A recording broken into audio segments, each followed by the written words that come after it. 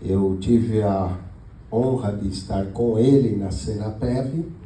Me passaram uma biografia dele aqui que eu gostaria de ler para os irmãos, conhecer melhor o preletor que vai estar trazendo a próxima lição para nós.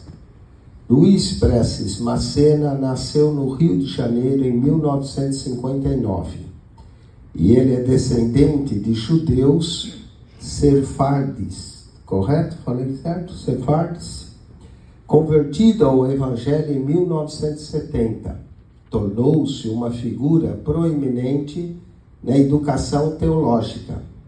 Ele é mestre em teologia e divindade pelas prestigiosas instituições London Bible School e University of Oxford. Além disso, ele serviu em várias capacidades acadêmicas e administrativas em instituições teológicas no Brasil, Argentina, Uruguai e Estados Unidos. Macena não só contribuiu como professor e diretor em vários institutos bíblicos, mas também foi pastor auxiliar e desempenhou papéis administrativos em igrejas. Seu trabalho como redator na CPAD, Casa Publicadora das Assembleias de Deus, no Rio de Janeiro, e possui licenciatura e mestrado em História, Geografia, Letras e Pedagogia pela Universidade Federal do Rio de Janeiro e Oxford. Demonstra sua paixão pela educação. É um autor prolífero. Escreveu mais de 2.400 apostilas e tratados teológicos entre 1976 e 2018, abrangendo diversos países. Além disso, ele é poliglota, dominando várias línguas, incluindo inglês, espanhol, francês, italiano, hebraico, grego, entre outros. Na área teológica, Macena tem especialização em escatologia bíblica, geografia bíblica, hermenêutica, exegese e outros campos, com PhD pela Universidade FEMA. Atualmente, é diretor acadêmico e pedagógico da CETACAP, nos Estados Unidos. Esse é o preletor que vocês vão escutar agora. Como é que nós vamos dizer a ele? Seja bem-vindo em nome de Jesus. Amém. Pastor, venha, vamos recebê-lo com uma salva de palmas. Amém.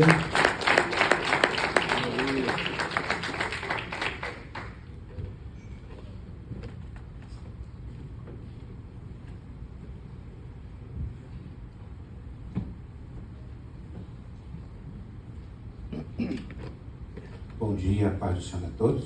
Amém. Queria conhecer esse indivíduo que o pastor Eugênio falou. Sério, fico impressionado. Mas não sou eu não tem nada a ver comigo.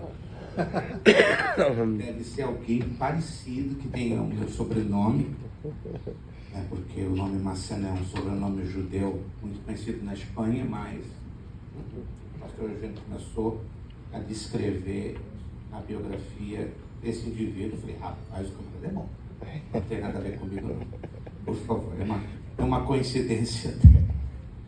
Mas agradecido a Deus estamos por esse privilégio de estarmos uma vez mais aqui para trazer, a ministração das gloriosas palavras de Deus.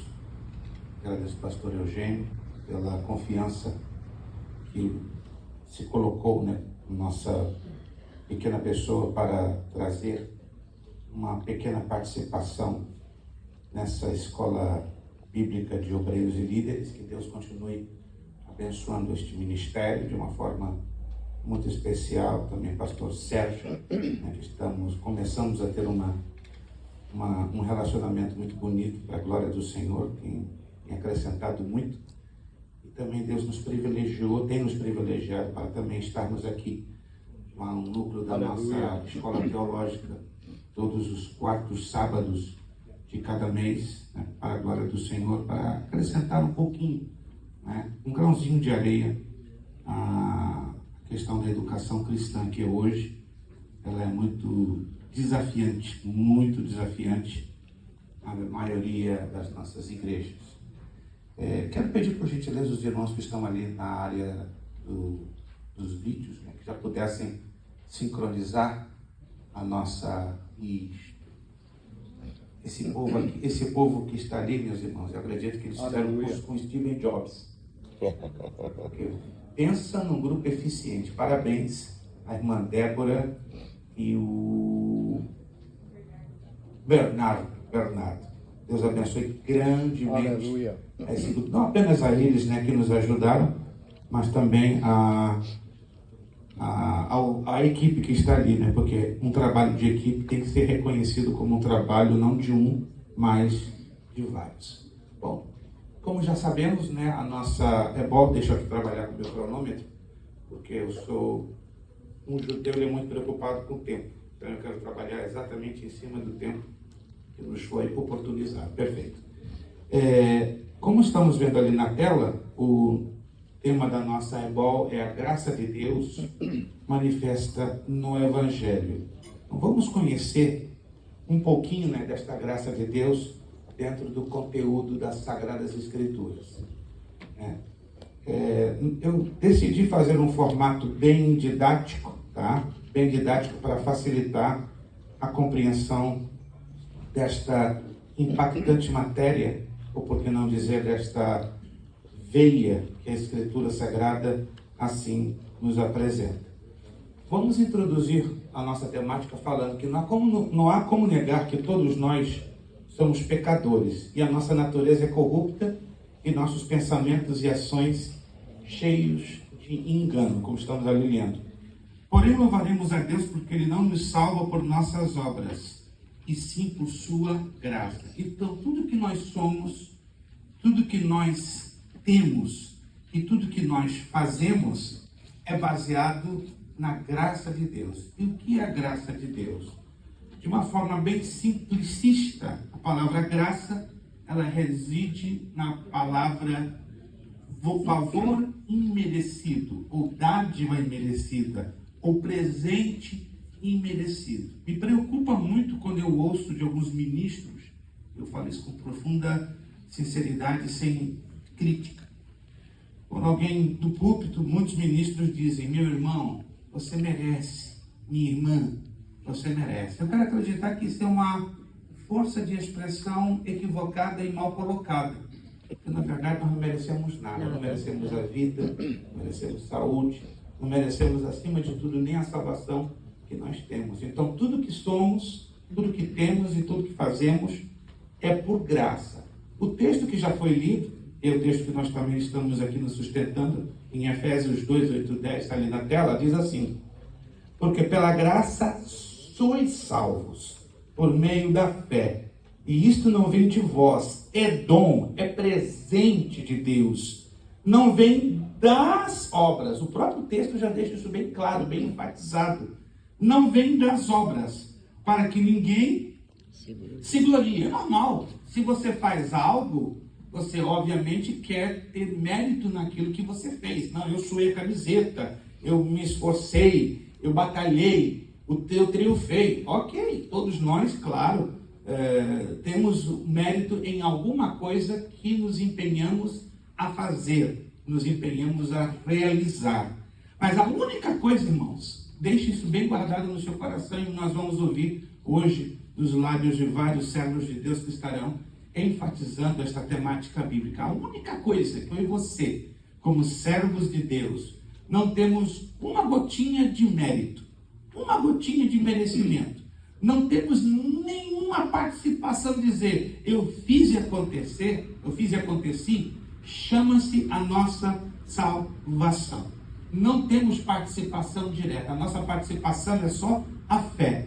Mas tudo foi conquistado na cruz do Calvário. Então, tudo que temos, tudo que somos, tudo que fazemos, como diz o Romanos 11:36, é por Ele, para Ele e através dele. Então, esqueça-se em dizer, eu sou pelo que eu sou. Não, eu sou porque Cristo conquistou ali na cruz. E se não fosse aquilo que ele fez na cruz, nem eu, nem você, nenhum de nós estaríamos aqui para dizer: pela graça de Deus, eu fui salvo. Eu recebi um presente que eu não era digno, não merecia. Entenda? A palavra charis, interessante, é a palavra grega que traz a palavra portuguesa graça. Mas se nós estudarmos a palavra charis ao fundo, é presente que gera alegria. É a tradução do grego clássico, charis, presente. Se quiser anotar, anote, interessante. Presente que gera alegria. Na antiga Grécia havia um costume de uma vez por ano, não no dia do aniversário, interessante, né?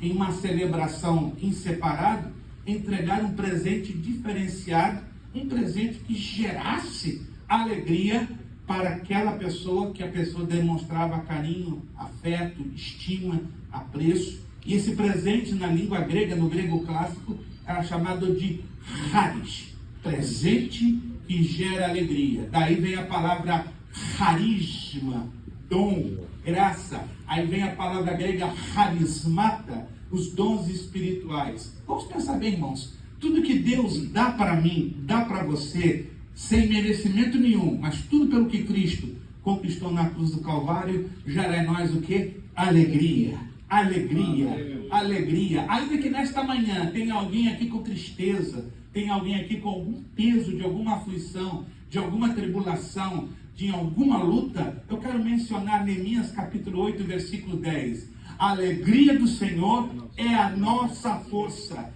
E esta alegria está envolvida, envelopada pela graça. Alguns teólogos sustentam que a palavra graça, ela não é dita ou pronunciada dentro das páginas do Antigo Testamento. Eu estou em completo desacordo. Pode não estar semanticamente, sintaxicamente, pode não estar gramaticalmente esta palavra graça nas páginas do Antigo Testamento, mas ela está revelada no carinho, no amor, no cuidado, na preciosa misericórdia que Deus tem tido com os seus servos e servas ao longo da história do Antigo Testamento.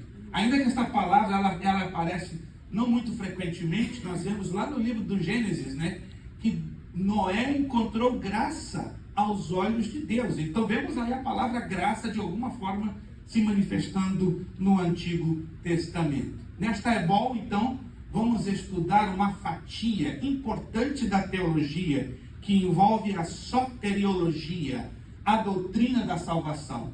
Falar de graça e não falar de salvação seria uma incoerência. Quando se fala em graça, e mais ainda dentro do Evangelho, temos que falar um pouco da doutrina da salvação. Pastor Antônio Gilberto da Silva foi um dos meus mentores durante 14 anos no Brasil, quando ali conhecia Jesus, e ele deixava bem enfático nas escolas bíblicas que ele ministrava, sobretudo a famosa EPO, Escola de Preparação para Obreiros Evangélicos na Assembleia de Deus de São Cristóvão. Eu sou oriundo do Rio de Janeiro e frequentei aquela igreja durante 14, 15 anos da minha vida, e pastor Antônio Gilberto foi um dos meus mentores diretos, junto com o missionário Niels Lawrence Wolfson. Não sei se alguns de vocês já ouviram falar do missionário sueco Niels Lawrence Wolfson, uma voz meio grossa, um homem alto, um homem de Deus, foi também um grande mentor e servo do Senhor. E ele deixava bem claro, tanto ele como o pastor Antônio Gilberto, que a Bíblia Sagrada expõe 43 doutrinas, entre elas a soteriologia, a doutrina da salvação, que a palavra grega soteria quer dizer salvar, redimir, e logia vem de logos, quer dizer estudo ou doutrina da salvação.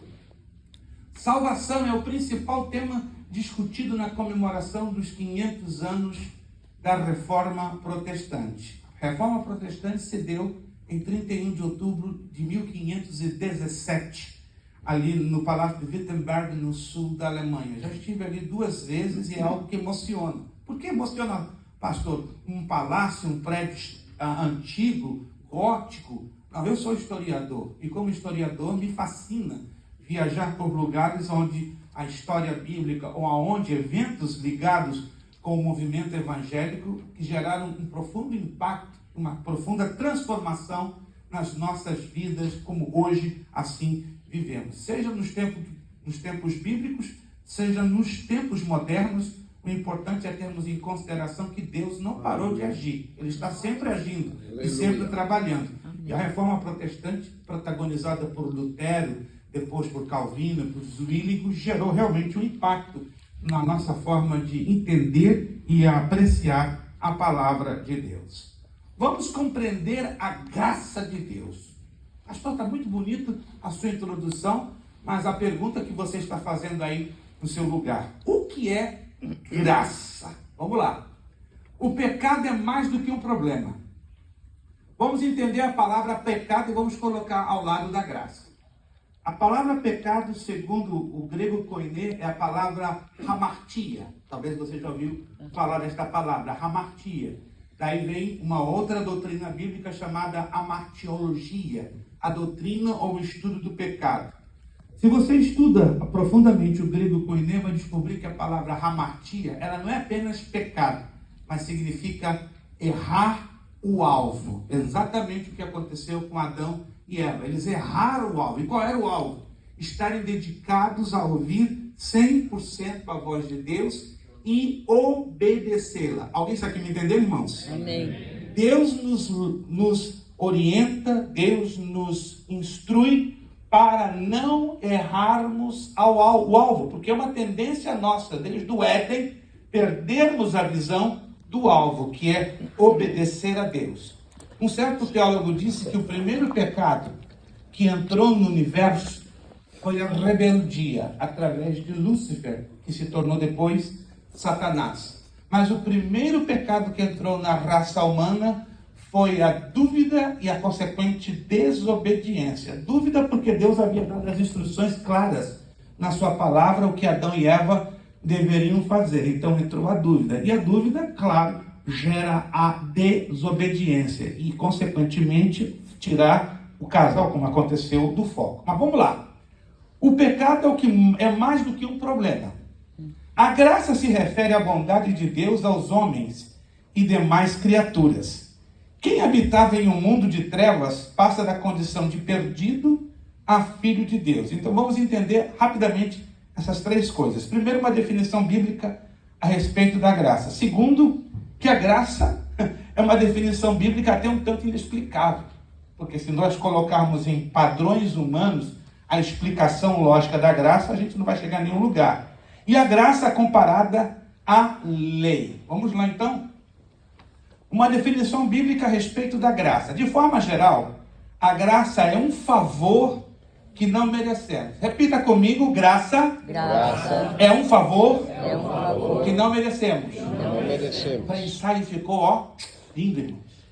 Agora, finja que você tomou um café colonial, um café covarde, um café cafeinadíssimo, estilo Red Bull. Eu não posso. Eu sou cardíaco, então não posso tomar café cafeinado.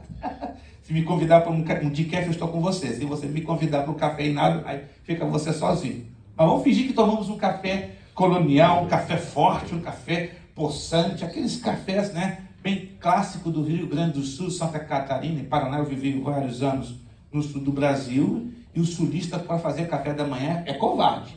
Você sabe que senta para tomar café, mas não sabe a hora que vai sair. E se você sai pesado, porque, meu Deus, você ganha uns bons quilinhos. Então vamos fingir que tomamos um café colonial e vamos repetir com mais garra, com mais pujança. Eu sei que todos estão aqui bem acordados, com os olhos bem estatelados e a alma bem animada para ser alimentada pela palavra de Deus. Repita comigo: graça é um favor, que não merecemos. Papai do céu, isso foi um café, hein? O café deu agora um bom efeito, deu uma boa turbinada. A palavra grega utilizada para graça, eu já mencionei, é charis. Se escreve charis, tá? Mas a pronúncia figurada no grego koiné, quando você vê CH, se pronuncia como a J castelhana, charis. E era empregada em diferentes aspectos, gratidão, favor, etc. Porém, a graça só assumiu seu significado pleno com a vinda de Cristo. Olha que coisa linda! A vida de Cristo foi tão impactante que, além de ter mudado o calendário da história humana, mudou o significado de certas palavras ou expressões no idioma grego. Que coisa linda! Então, o sacrifício é a graça propriamente dita. Partamos do princípio: eu e você não merecíamos absolutamente nada. Merecíamos o inferno, merecíamos o distanciamento para com Deus, merecíamos o desprezo e o abandono completo de Deus, mas Deus, através do sacrifício de Cristo, encontrou a solução exata para nos livrar da perdição eterna, nos livrar do abandono eterno, nos livrar da maldição eterna, e tudo isso foi jogado, foi lançado sobre quem? Sobre o Cordeiro de Deus que tira o pecado do mundo. Ei! Amém. Pare para pensar, o inferno era o nosso destino, o abandono de Deus era o nosso destino, já estava tudo selado. Ezequiel capítulo 18, versículo 30 diz: a alma que pecar, esta morrerá. Mas que lindo! Paulo aos Efésios diz que desde a fundação do mundo, Ele preparou a nossa salvação, e lá desde a fundação do mundo foi preparada a graça, e a graça de Deus se revelou numa magnitude tão maravilhosa, tão espetacular, tão transcendental, que naquele dia, quando Cristo estava pendurado no madeiro, ele cumprindo o Salmo 22, verso 1, quando gritou dizendo: Eli, Eli, lama sabachthani, Deus meu, porque tu me desamparaste. Ali a graça estava fluindo de uma maneira poderosa, abundante, sobejante. Cada um de nós estávamos sendo alcançados por algo que jamais poderíamos imaginar ou mesmo merecer. Aleluia. Porque o Cordeiro de Deus veio para nos substituir naquela maldita cruz. A fonte da graça do Senhor Jesus Cristo é o amor de Deus no Espírito Santo. Observe esse gráfico: Pai, Filho e Espírito Santo. É a chamada doxologia final, ou a chamada bênção trinitariana, né? Lutero, em 1518, deu esse nome ao versículo de 2 de Coríntios 13, 4, chamada bênção trinitariana, ou a doxologia final.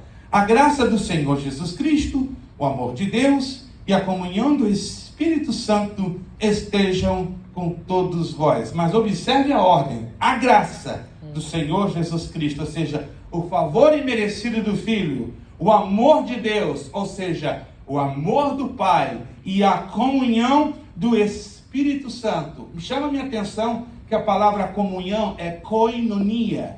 Koinonia quer dizer pegar para nunca mais quebrar.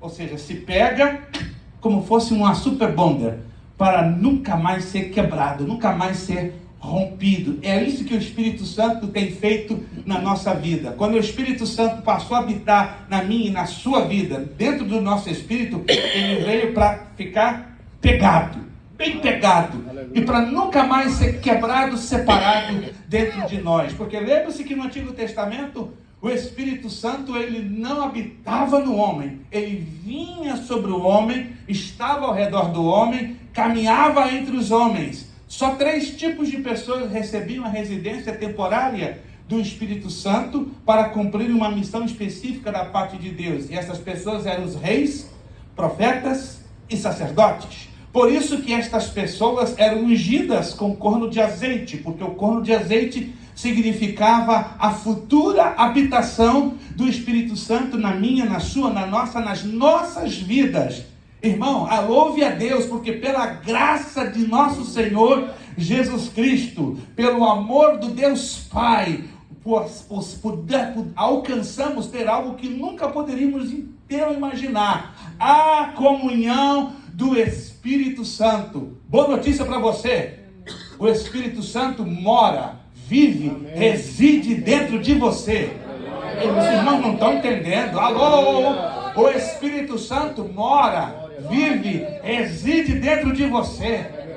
A Arca da Aliança no Antigo Testamento era motivo de reverência, era motivo de temor, era motivo de medo, porque a Arca da Aliança trazia a própria presença de Deus. Mas hoje, eu e você não precisamos da Arca da Aliança. O Deus da Arca vive dentro de mim e dentro de você. Quem louva a Deus por isso, gente?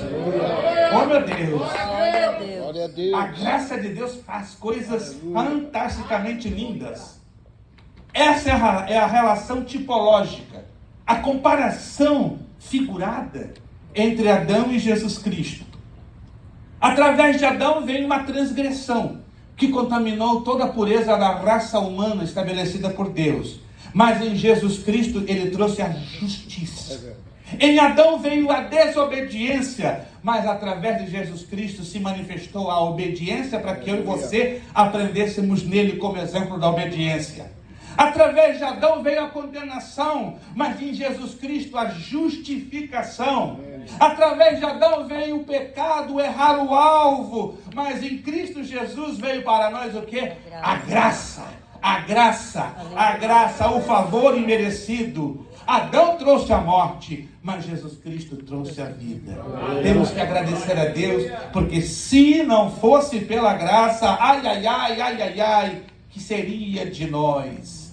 A graça era inexplicável em termos humanos? Sim. O estado natural do pecador não o faz merecedor de nada, a não ser do juízo. Deus não seria injusto se nada fizesse pela humanidade. Você vê ali na ilustração um grande abismo. E esse abismo separava o homem da presença de Deus. Do outro lado você vê a cidade eterna e do outro lado o mundo em chamas. E no meio desse abismo, o próprio inferno. Mas a graça de Jesus, que ali é figurado por uma enorme cruz, ela é a exata ponte que nos leva deste mundo perdido, deste mundo alienado, deste mundo separado, até a gloriosa presença de Deus. E nós estamos caminhando para esta cidade maravilhosa, a Nova Jerusalém. Nós estamos caminhando para esta cidade de muitas moradas. Ele mesmo disse, eu vou preparar lugar para vós. E já tenho uma boa notícia para você nesta manhã. Já está prontinha. Já está prontinha. Não demora muito, irmão. Se você para olhar o cenário mundial, olhando o título da escatologia, não vai demorar muito. O arrebatamento da igreja, o rapto da igreja. Alguns estão colocando 20, 30 anos que Jesus regressa. Irmãos, eu não consigo ver 20 anos num mundo tão pregredido, tão pervertido, tão torcido, tão destruído, tão podre como estamos vivendo. Eu não vou aqui colocar datas e também não é a minha matéria em falar hoje sobre escatologia. Se fosse, eu estaria, claro, desenvolvendo um pouco melhor. Mas, irmãos, vai ser muito menos do que 20 anos. Não é colocar data, mas Jesus deixou um grupo de 13 sinais entre Mateus 24 e Lucas 21. E olhando para esses 13 sinais, irmãos, está pertinho. Está pertinho, Maranata, ora vem Senhor Jesus, está pertinho, irmãos. Você não tem ideia do quão perto estamos do momento da nossa saída desta terra, fruto desta graça inexplicável. A Bíblia nos ensina que Deus opera com sua graça mesmo entre os injustos. O quê? Então a graça não é um privilégio voltado unicamente para nós servos de Deus? Não. Deus também se move entre os injustos com a sua graça. Como é que é isso? Me explica, tranquilo. A graça comum teologicamente é a ação de Deus em abençoar também as pessoas não regeneradas. O livro de Eclesiastes nos ensina isso. Que a bênção de Deus está não apenas sobre os injustos, mas sobre os justos. E ele diz até um pouco mais, o autor do Eclesiastes, que é Salomão. O que acontece com o justo também acontece com o injusto em algumas circunstâncias. Às vezes dá um nó na nossa cabeça. Peraí, Senhor, como é que é isso? Eu estou te servindo, eu estou fazendo isso para... Olha só, esse é o pensamento de alguns de nós cristãos. Eu estou sendo um bom dizimista, um bom ofertante, não perco nenhum culto, mas o camarada lá que não te serve, não tem temor a ti, está prosperando mais do que eu. Qual é o negócio? Tem um negócio errado aí, Senhor? Um negócio errado não é com Deus. O negócio errado é com a nossa visão da graça de Deus. Porque a graça de Deus, ela não escolhe. A graça de Deus é um presente dado sem merecimento. Não. Deus não olha para mim. Esse é meu filhinho preferido. Esse menino é bom. e olha para outro e diz, esse aqui eu vou dar um pontapé e mandá-lo para o inferno. De jeito nenhum. A graça é oferecida a todos. Aleluia. Porque o desejo de Deus é que todos venham à salvação. E quando Deus decide abençoar, não é baseado naquilo que eu faço para merecê-lo. Esse é o problema de alguns evangélicos e cristãos. Não, eu estou jejuando, eu estou dando oferta, eu estou dizimando, eu não perco, estou batendo ponto na igreja. Você está fazendo mais que a sua obrigação. A Bíblia diz que assim fazendo isso, não deixamos de ser chamados servos inúteis. Hoje estamos vivendo uma teologia barata, chamada teologia meritória, a meritocracia. Irmãos, em nome de Jesus, não somos adeptos à meritocracia, somos adeptos à graça de Deus, que não tem explicação. O que eu tenho, o que eu faço, o que eu sou, não é baseado naquilo que eu faço para merecê-lo da parte dele. Não, esqueça-se. Você pode fazer de tudo, você não vai merecer nada, nada e nada de nada, porque tudo já foi feito na cruz do Calvário. Porque faz que o seu sol levante sobre maus e bons, e a chuva desça sobre justos e injustos, disse Jesus em Mateus 5,42. A graça de Deus continua inexplicável, porque na vida do cristão a graça provê diversos benefícios. Quais são os benefícios que a graça de Deus fornece para nós cristãos? Justificação. Romanos 3,24 diz, que sendo justificados, pois, pela graça, pela fé. A palavra justificação vem de uma palavra grega, dikaiosune. Se você estuda ao fundo, o grego koine descobre dikaiosune, quer dizer eliminação da dívida, fazendo que o culpado seja inocente. Esse é o significado de dikaiosune. Para dar um exemplo, digamos que algum dos irmãos aqui tivesse uma dívida de 600 milhões de dólares. Você conseguiria dormir direito com uma dívida de 600 milhões de dólares? Eu acredito que não. Uma dívidazinha de 2 mil já dá para queimar a cabeça, imagine uma de 600 milhões de dólares. Conta-se uma história na Inglaterra do século XVIII de um pastor metodista que ele estava devendo na época 10 mil libras esterlinas. Seria como hoje 1 milhão de euros. Então ele era devedor de 10 mil libras esterlinas. Ele já havia recebido vários avisos dos bancos devedores, dos credores, que ele teria os seus bens embargados, inclusive a sua própria casa. O homem estava desesperado e disse, como é que vou pagar essa dívida? Fruto de vários problemas que ele teve no passado, chegou ao ponto que ele foi demandado perante os tribunais ingleses e estava então com a possibilidade de perder primeiramente a sua casa e vários de seus bens. E aí foi marcado uma audiência com o juiz para definir a situação final dele. O que aconteceu no dia da audiência? O juiz mandou ele ir para o banco. Não precisa vir aqui ter audiência, mas vá diretamente ao banco, porque há uma surpresa ali esperando. Então foi o pastor ao banco e levantou-se o gerente com um sorriso, tamanho de uma lua cheia. E o pastor, por que ele está me dando um sorriso de lua cheia? Porque ele foi o homem que me avisou que eu ia sofrer uma demanda, ia ser julgado e quem sabe até ter os meus bens embargados. E veio o gerente do banco e disse, parabéns, pastor. Alguém deve amar muito o senhor. O quê?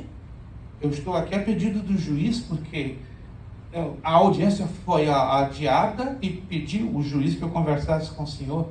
Aí o gerente do banco deu um abraço e não entendeu nada. Por que o senhor está me dando um abraço? Pegue essa carta e que Deus lhe abençoe. E eu disse assim mesmo, vai em paz. Quando o pastor abre a carta, ele começa a chorar copiosamente.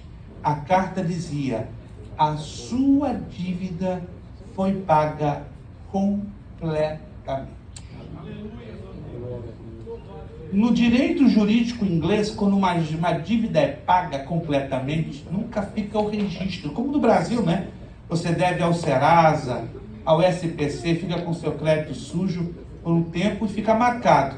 Mas na Inglaterra não. Eu vivi na Inglaterra há 4 anos e o sistema jurídico inglês é um dos mais curiosos no mundo, como daqui. Você pode ser sentenciado a uma pena, uma penalidade, mas quando você é perdoado, o perdão é completo. Não fica rastro que você houvesse cometido aquele delito. A palavra de Kaiosune ilustra exatamente isso. Quando Cristo em nós nos justificou diante do Pai, é como nós nunca tivéssemos tido nenhum tipo de culpa no cartório celestial. Satanás, ele é muito astuto em fazer nos lembrar dos nossos pecados passados. Mas em Cristo, pela sua graça, aleluia, já estamos mais do que justificados. Ei, o diabo é especialista em fazer assim, ó. Tá lembrando daquele dia que você pecou assim, assado? Satanás fez a mesma coisa com Lutero. Na véspera, segundo os historiadores da Reforma Protestante, em 30 de outubro de 1517, Lutero estava terminando de escrever o manuscrito, o rolo que ele colocaria fixado na porta do Palácio de Wittenberg, na Alemanha. Dizem alguns historiadores que Satanás se apresenta a Lutero. E Satanás diz a Lutero: Lutero, quem és tu para estar escrevendo essas 95 teses? Quem és tu para dizer que o homem é justificado pela fé? Olha para o teu passado, olha para a tua vida anterior. Lutero calmamente continua escrevendo. E nisso ele para, ele vira um dos pergaminhos e escreve em diagonal, em alemão: o sangue de Jesus nos purifica de todos os nossos pecados. Ele mostrou para Satanás. Satanás saiu pela janela como um foguete. E Lutero continuou sorridente o seu trabalho. E no dia seguinte, colocou as 95 teses fincadas na porta do palácio de Wittenberg. Guarde isso. O sangue de Jesus já purificou todos os meus e seus pecados. Capacidade de realizar a obra de Deus, Colossenses 1:29. Se hoje fazemos algo para Deus, o pequenino que seja, é por esta graça, é por este poder que veio habitar nas nossas vidas. Dignidades e uma nova posição. Nós éramos filhos da desobediência, agora somos filhos da obediência. Antes éramos filhos das trevas, agora somos filhos da luz. Irmão, para pensar. Nós mudamos de status espiritual. Antes éramos filhos bastardos, agora somos filhos por adoção. Que privilégio em sermos chamados filhos e filhas de Deus. E mais, uma herança eterna. Nada vai arrebatar-nos esta herança que temos adquirido em Cristo Jesus, como nos ensina Efésios 1:3-14. Vamos à frente. Como comparamos a graça com a lei? A lei foi a revelação de Deus para Israel acerca de como manter o relacionamento com Deus. Alguém tem em mente quantos mandamentos a lei judaica trazia? Vamos lá. Eu estou vendo pombinhos sussurrados. Não faz a menor ideia. Amém. Alguém falou aí, eu ouvi alguém sussurrando. Quantos mandamentos? 613 mandamentos. Só mandamentos. Se você estudar a fundo, a lei judaica ela era composta por 613 mandamentos, centenas de estatutos, outras centenas de ordenanças e outras sentenças de preceitos. Não fica só nos 613 mandamentos. Se você pega os mandamentos, preceitos, estatutos e ordenanças, ultrapassa o número de 1750. Que isso, pastor? De onde você tirou esse número? Ué, o Antigo Testamento? Eu não tenho tempo para falar sobre isso, mas seriam mais de 1750 dentro do conjunto. A Escritura diz que o Filho do Homem, Jesus Cristo, foi o único que veio cumprir a lei e a cumpriu à risca. Não somente os 613 mandamentos, mas as centenas de preceitos, estatutos e ordenanças. Alguém está comigo? Humanamente falando, isto para impossível. Mas Jesus cumpriu, porque Jesus é o homem perfeito. Gente, Jesus é o homem perfeito. E Israel tinha que cumprir a lei, mas nenhum judeu conseguiu. Só Jesus o conseguira. Esta lei que Deus impôs mostrou a santidade do Senhor, a imperfeição do seu povo e a necessidade de um Salvador. Agostinho de Hipona, você vê a foto dele ali, pelo menos um retrato, uma pintura, disse que a lei foi concedida por Deus para que busquemos a graça, e a graça nos é oferecida para que possamos cumprir a lei. Opa. Vira a fita, volta a fita. A lei foi concedida por Deus para que busquemos a graça. E a graça nos é oferecida para que possamos cumprir a lei. A graça se revelou em Cristo, mas já no Antigo Testamento, ela era salpicada bem aos pouquinhos assim. E vários personagens do Antigo Testamento vivenciaram a graça de Deus. Noé, Sansão. De todos os personagens do Antigo Testamento que presenciou, além de Noé, a plenitude da graça foi Moisés. Senhor, mostra-me a tua glória, ou mostra-me a tua face, ou mostra-me o teu rosto. Algumas traduções assim trazem. E o Senhor Deus responde a Moisés: nenhum homem, ao ver a minha face, permanecerá vivo. Mas vou fazer aqui um negócio. Eu vou te colocar na penha da rocha, vou pronunciar o meu nome e tu me vais ver de costas. O que é isso? Graça. Era impossível um ser humano permanecer de pé ao ver o rosto de Deus. E assim como o Senhor Deus fez o acordo com Moisés, assim foi. Que coisa, se você ler esse texto com atenção, é maravilhoso. O Senhor pega Moisés, coloca na frente de uma penha da rocha, pronuncia o seu nome em hebraico, Haya. Nenhum judeu hoje, quando lê esse nome, Haya, pronuncia o que é traduzido vulgarmente ou incorretamente da forma grega como Jeová. É um nome impronunciável. O judeu lê. Ele é chamado tetragrammaton, ou 4 letras nas consoantes hebraicas. Mas o judeu entende que esta pronúncia se perdeu com os anos, com os séculos. Então, quando eles leem o nome de Deus em hebraico, que seria Hayah ou Yahweh, eles não pronunciam com medo, com temor, baseado no mandamento de Êxodo capítulo 20, versículo 4. Não tomarás o nome do Senhor teu Deus em vão. Aí eles substituem por o Eterno ou Adonai. Mas tudo isso, irmãos, por quê? Porque a graça de Deus ainda não havia sido plenamente revelada no Antigo Testamento. Mas ela foi em Cristo Jesus para que pudéssemos entender que podemos sim, em Cristo e pela graça, cumprir a lei. A lei nos conduziu a Cristo para crermos nele. Antes que viesse essa fé, estávamos sob a custódia da lei. A lei nos olhava, a lei nos vigiava. Nela encerrados, até que a fé que haveria de vir fosse revelada. Assim a lei foi o nosso tutor, não é? Até Cristo, para que fôssemos justificados pela fé. Assim diz Paulo em Gálatas 3, 23 e 24. Então a lei, ela agia exatamente como um tutor, porque a palavra tutor em grego é paidos, ou paidos. Daí vem a palavra pedagogia. O paidos ou paidos era alguém que tomava pela mão uma criança ensinando um caminho. Entende? Uma criança que não conhece o caminho, é normal que ela vai tropeçar, que ela vai errar, que ela vai titubear, vai vacilar. Assim foi a lei. A lei nos tomou pela mão e nós, antes de conhecermos a Cristo, estávamos mas depois que conhecemos a Cristo, pela graça, aí passamos a ter o quê?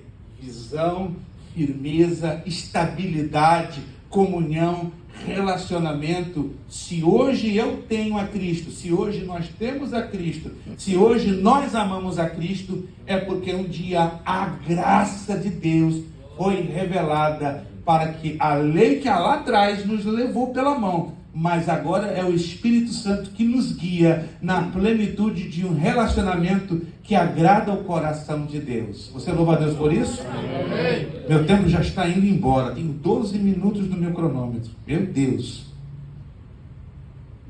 Essa ilustração eu achei interessante. O mover da graça na vida cristã. A graça divina nos acompanha ao longo de toda a caminhada cristã. Eu tenho certeza que você já passou por momentos que você chegou a dizer: Senhor, até aqui eu cheguei. Daqui para frente, tchau. Daqui para frente, ó, eu caio. Daqui para frente, eu vou cair no abismo. Daqui para frente não terei mais forças. Mas eu me lembro daquelas palavras que o próprio Jesus disse ao apóstolo Paulo em 2 de Coríntios, capítulo 12, versículo 9. A minha graça te basta. E o meu poder se aperfeiçoa na tua fraqueza. Pastor, você não sabe como é que eu estou hoje. Estou quebrado, estou arrebentado. Parece que um caminhão me triturou. Estou aqui hoje só pela graça. Disseste bem. Todos nós aqui estamos pela graça. Aleluia. Inclusive você que sente-se triturado por um fenemê. Um caminhãozão daqueles que, ó, tá como que eu estou aqui arrebentado. Aí que Jesus trabalha mais poderosamente com a sua graça. Se você está assim, ó, diga o fraco, sou forte. Você, minha irmã, meu irmão, que está com a cabeça baixa, com tantas tribulações e angústias, você está no lugar certo, porque aqui a graça de Deus vai se revelar na tua vida. Você vai sair daqui não recalchutado, não. Deus não veio recalchutar ninguém. Deus veio transformar. O Evangelho não é reformador. O Evangelho é transformador. Você vai sair daqui com a sua fé transformada, com a sua dedicação transformada, com a sua vontade de servir a Deus transformada. Essa escola bíblica vai ser uma turbinação da sua fé e da sua dedicação maior ao Senhor nosso Deus. Porque a vida cristã tem que estar vinculada ao mover desta graça. O mover na graça da vida cristã. Em Tito 2, 11 e 12, encontramos que a graça de Deus se manifesta para trazer salvação e para nos ensinar a viver neste mundo. A graça, primeiro, nos ensina. A graça, segundo, nos fortalece.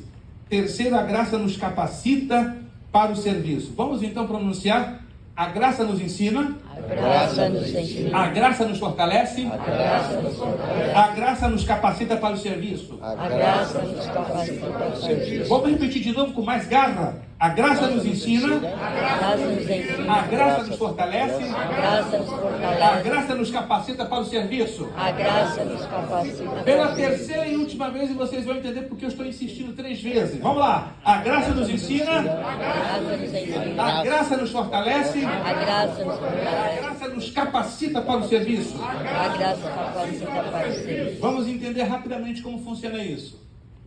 Após o nascimento, a graça salvadora torna-se a graça de um mestre, pois nos instrui. A graça ensina-nos a Tito capítulo 2, verso 12, parte B. Renunciai-vos à descrença e às paixões mundanas e vivemos neste mundo uma vida prudente, correta e dedicada a Deus. O nosso alvo é a cruz, mas nem sempre conseguimos enxergar na linha reta a cruz. Às vezes olhamos para os lados e nos atraem situações adjacentes que nos tiram um pouco da trajetória, um pouco da reta, um pouco do caminho proposto. Precisamos desta graça que vai nos ensinar a caminhar na retidão demandada ou pedida por Deus. Humanamente falando, não temos esta retidão. De forma inerente, irmão, guarde isso no seu coração. Humanamente falando, inerentemente, não temos esta retidão. É a graça, este favor, essa capacitação sobrenatural que nos ensina a caminhar na linha reta. Há alguns anos atrás, estudando o Teorema de Pitágoras, alguém já ouviu falar do Teorema de Pitágoras? Eu detesto matemática. Odeio, é meu bicho papão. Mas me atraiu muito o Teorema de Pitágoras, porque ele é usado muito na física quântica, e eu sou amante de física quântica. Tive um professor na Universidade de Oxford, Stephen Hawking. Eu não sei se você já ouviu falar de Stephen Hawking, um grande físico, aleijado numa cadeira de rodas. Ele foi meu professor de física quântica por 4 anos em Oxford. Conversamos muito e eu tive a oportunidade de falar do Evangelho de Cristo para aquele homem. Ou seja, se ele foi para a eternidade com ou sem Cristo, não posso afirmar, mas uma coisa é certa: o coração dele recebeu uma boa semeadura da palavra de Deus. Aleluia. E ele falava muito sobre o Teorema de Pitágoras. Eu começava a matutar na minha mente e dizia: Dr. Steven, seria o Teorema de Pitágoras a projeção geométrica mais perfeita que existe, falando sobre o que é uma linha reta, e ele confirmou exatamente isto. Por quê? Você é amante de matemática, sou aborrecedor de matemática, mas a física quântica me leva a fazer comparações com princípios espirituais. Quando eu falei isso, você deve ser um cristão. Sou. E ele se recusou, fechou a cara. Aí ficamos quase uns 4, 5 meses sem dirigirmos a palavra, porque depois eu fui descobrir que ele sofreu um trauma pelo fato da enfermidade dele, em relação ao que ele considerava uma injustiça de Deus em colocá-lo nessa situação. Mas só estou fazendo essa menção porque a graça de Deus é esta reta que você está vendo aí. Nos ajuda, nos ensina a caminhar dentro do propósito proposto da parte de Deus. Mais do que isso, olha só, mais do que isso, a ação da graça de Deus é apresentada entre duas manifestações divinas. Preste atenção como isso aqui é interessante. Número 1, se há manifestado. 2, aguardando o aparecimento, a manifestação. Se há manifestado, porque a graça salvadora de Deus se há manifestado a todos os homens. É o que diz Tito 2,11.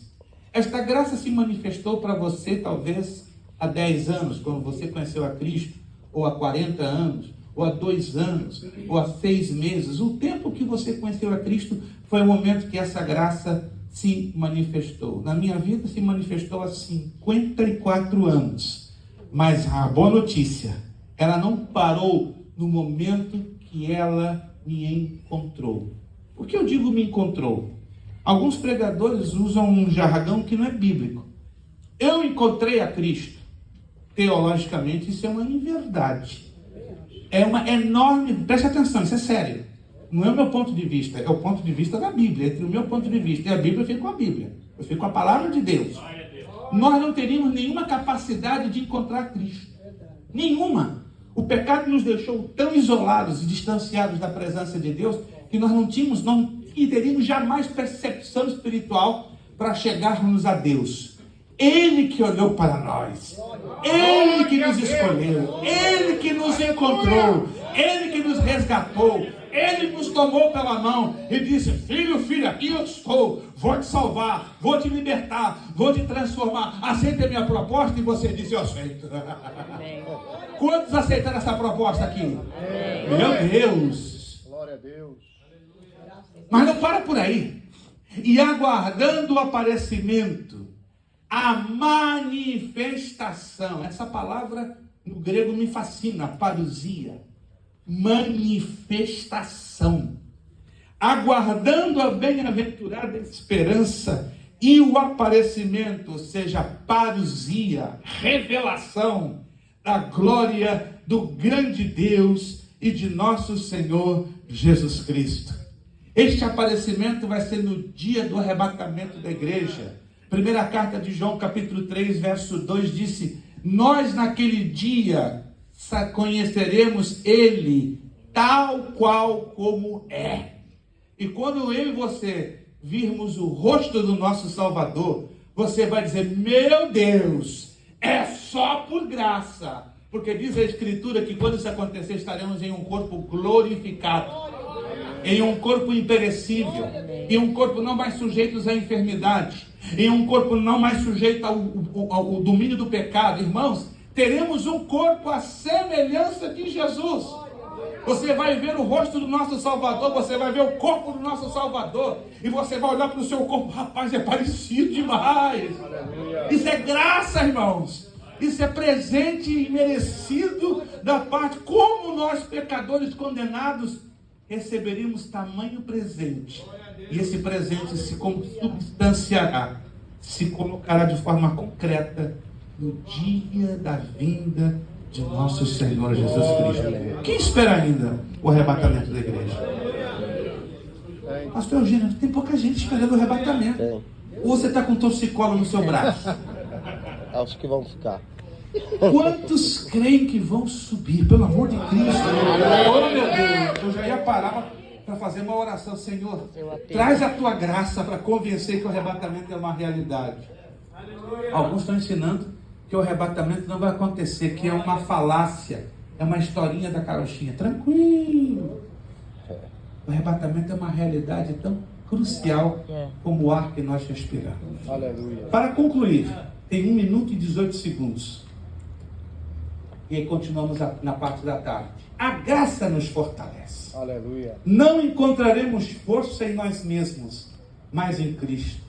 Paulo ensinou Timóteo a encontrar forças em Cristo por meio da graça para vencer os dias difíceis e trabalhosos. Ele disse em 2 de Timóteo 2:1: Tu, pois, meu filho, fortifica-te na graça que há em Cristo Jesus. E eu termino agora dizendo a você, irmã, irmão, está apertado, está difícil, parece que você não vai chegar nunca, parece impossível isto que está diante de você.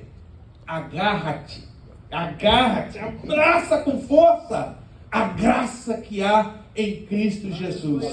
Pela graça você está de pé. Pela graça você continuará caminhando. Pela graça você vencerá. Pela graça você manterá sua cabeça erguida. Pela graça você dirá: eu te repreendo, Satanás, em nome de Jesus, porque eu sou mais do que vencedor através dele que me amou. Pela graça somos fortes. Pela graça somos conquistadores. Pela graça somos indestrutíveis. Pela graça subiremos na presença do Mestre quando Ele nos chamar. Pela graça somos mais do que vencedores. Coloque-se de pé e vamos agradecer a Deus, porque esta graça está aqui. Aleluia. Lamandelei, xerecalabachorocoas.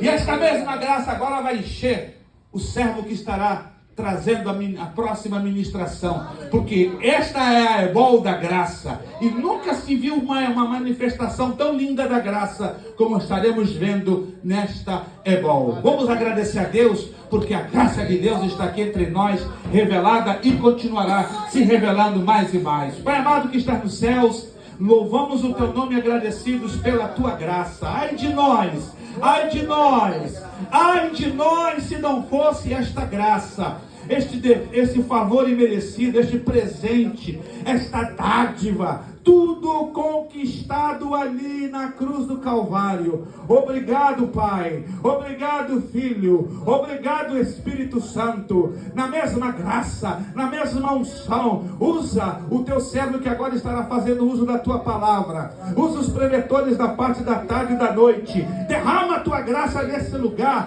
de uma maneira sobrenatural. Derrama os teus dons espirituais. Batiza com o Espírito Santo.